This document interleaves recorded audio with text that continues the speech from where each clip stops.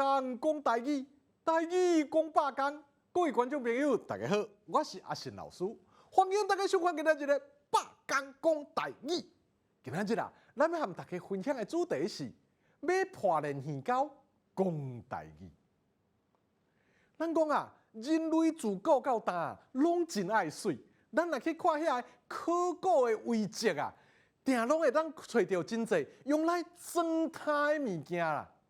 啊，若是对现代少年人来讲，买一条细条的简单型的破链，也是一副耳钩啊，拢是会当互家己欢喜，也互家己更较有自信的方式啊。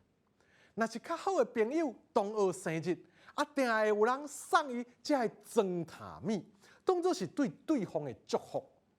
那安尼啊，咱要去买破链耳钩的时阵，会用到什么款的台语对话呢？今仔日咱的百工讲台语啊，对不对？和观众朋友做伙来分享。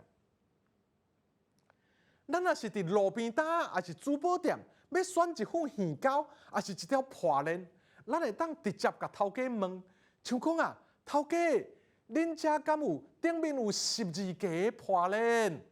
还是讲啊，头家，我的朋友介意猫啊，恁遮敢有啥物款适合的破链？那要爱啥物款的破链经好势以后，阁有一件代志真重要，就是问头家啊，破链耳钩的材质啦，尤其是耳钩，有的人较会过敏，迄耳钩一挂起嚟啊，连伊耳仔都规个红红整整，真无爽快啊！所以这时啊，选择袂过敏的材质，就会当改善这种状况哦。所以咱会当甲头家问讲，头家，这耳钩的材质是啥物咧？还是讲啊，我较会过敏，爱银做的才会使哦。安尼啊，就会当拣出好看、佮适合咱体质的耳钩破链咯。等到爱买的物件拢选好以后，咱的采购啊，就进入化价和售后服务，后人讲是售后服务的阶段咯。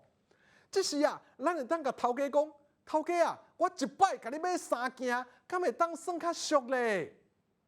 啊，若是要问后续的维修修理，咱会当问头家讲啊，这零件若落去、坏去，敢有得买？若是头家人的回答是肯定的，安尼咱就会当放心，甲耳钩破链买回去咯。复习，恁遮敢有顶面有12格的破链？我的朋友介意啥物物件？恁遮敢有啥物适合款？恁遮敢有啥物款适合的破链？这耳钩的材质是啥物？我较会过敏，爱银做的才会使。我一摆甲你买3件，敢会当算较俗咧？这零件若落去、坏去，敢有得买？各位观众朋友啊，要破链耳钩讲台语，定着啊，头家甲咱算较俗咧哦。毋信你试看卖。今仔日百工讲台语就讲到这，感谢观众朋友的收看，咱后摆再会。谢谢，拜拜。